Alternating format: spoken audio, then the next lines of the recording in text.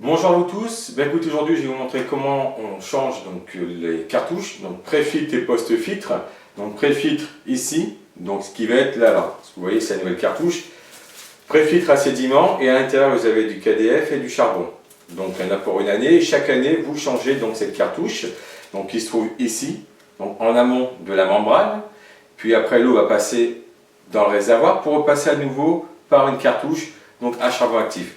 Donc je vais faire que avec le pré-filtre parce que c'est la même chose pour le post-filtre qu'il faut changer aussi tous les ans. Et n'oubliez pas de prendre la mesure, alors ce stylotest TDS que vous avez ici ou un autre que je vous ai aussi pour beaucoup d'entre vous donc vendu. Si vous n'arrivez pas à faire la règle de 3, vous m'envoyez tout simplement les mesures. Alors pour ça, ce qu'il vous faut, vous prenez 3 petits verres, comme ici.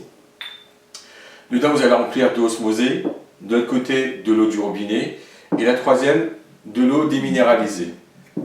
Vous allez mettre donc de l'eau déminéralisée et les restes sur les autres. Vous allez prendre la mesure de l'eau osmosée, puis vous allez tremper votre testeur dans l'eau qui va être déminéralisée pour remettre le compteur à 0.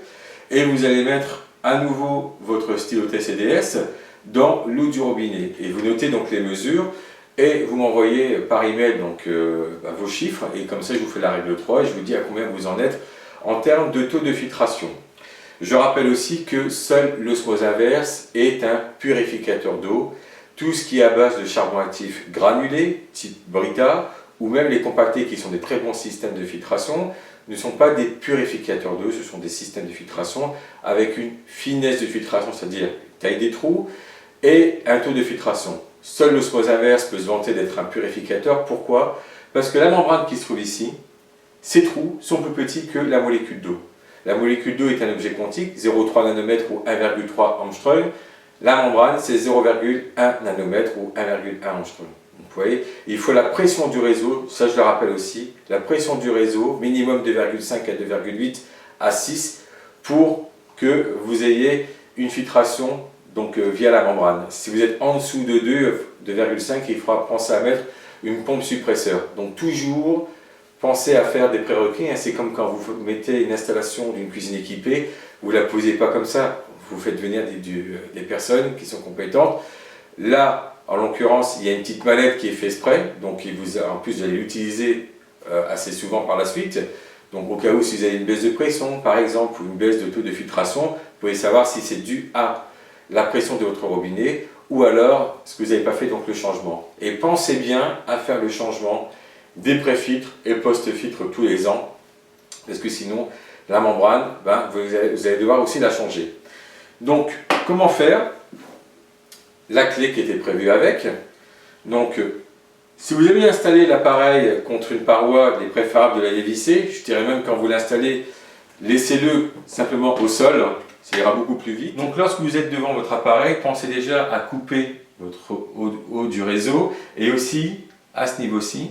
Donc je vais faire un petit zoom, comme ça on va se mettre sur la machine. Alors comment faire pour pouvoir changer le pré-filtre comme le post-filtre? Déjà vous coupez l'arrivée d'eau du réseau, donc d'eau froide, et vous vous souvenez lorsque vous avez fait l'installation, vous avez ces petites bagues, vous savez la vanne d'insertion qu'on va mettre donc, entre le flexible d'eau froide et l'arrivée d'eau froide. Vous coupez aussi à ce niveau-là l'arrivée, pour être tranquille, donc au moins ça c'est fait. Soit vous enlevez tous les tuyaux, donc et vous sortez l'appareil. Et là, dans ces cas-là, ce qu'il faudra faire, et je vais vous prendre juste un exemple, donc ici, alors je vais faire un bon zoom pour que vous puissiez voir, parce que tout est à base de clips, si vous voulez. Alors, une façon pour pouvoir vraiment faire les choses correctement, là je vais vous le montrer, si vous voulez être tranquille et être à l'aise pour faire les choses comme il faut, soit vous enlevez totalement donc, votre osmoseur, comme vous l'avez installé, donc c'est-à-dire que tous les tuyaux, vous allez devoir, vous avez ici une petite languette, un petit clip plutôt rouge. Il y a aussi donc le blanc, même sur les membranes. Il faut juste appuyer dessus, donc vers l'intérieur, et vous tirez sur le tuyau. Vous voyez? C'est ça qu'il faut appuyer en arrière pour pouvoir tirer sur le tuyau. Si vous tirez directement sur le tuyau, vous arrachez et là vous allez avoir des fuites. Et ça vaut autant, bon je recommence, ça vaut autant pour l'eau rejetée, donc le tuyau rouge, que l'eau qui va être dans le réservoir, que pour les membranes. C'est toujours par clips, tous. Donc je recommence pour vous montrer. J'appuie donc dessus, alors je suis désolé mais il faut faire autrement comme ça, on appuie bien en arrière et on tire. Voilà. Donc autant pour ça, autant pour ici, donc l'eau qui va aller vers le réservoir, ou autant par la suite quand vous changez, je tourne, au niveau des membranes, je passe par là, vous verrez, voilà. Vous voyez, au niveau de la membrane, il y a des clips aussi, donc à faire attention, donc tout est par clips. Et après on remet directement, sans besoin par contre là d'appuyer sur les petits clips. Donc voilà, comme vous avez pu le voir, changer le pré-filtre et le post-filtre, c'est facile. Juste prendre la clé, couper l'arrivée d'eau froide, aussi au niveau donc, de votre tuyau d'arrivée d'eau froide, donc sous l'évier, comme ça vous êtes tranquille. Vous mettez une bassine en dessous, vous prenez la clé, vous dévissez donc dans le sens des, je suis devant comme ça, donc dans le sens des aiguilles d'une montre, et vous changez donc la cartouche donc pré-filtre et post-filtre.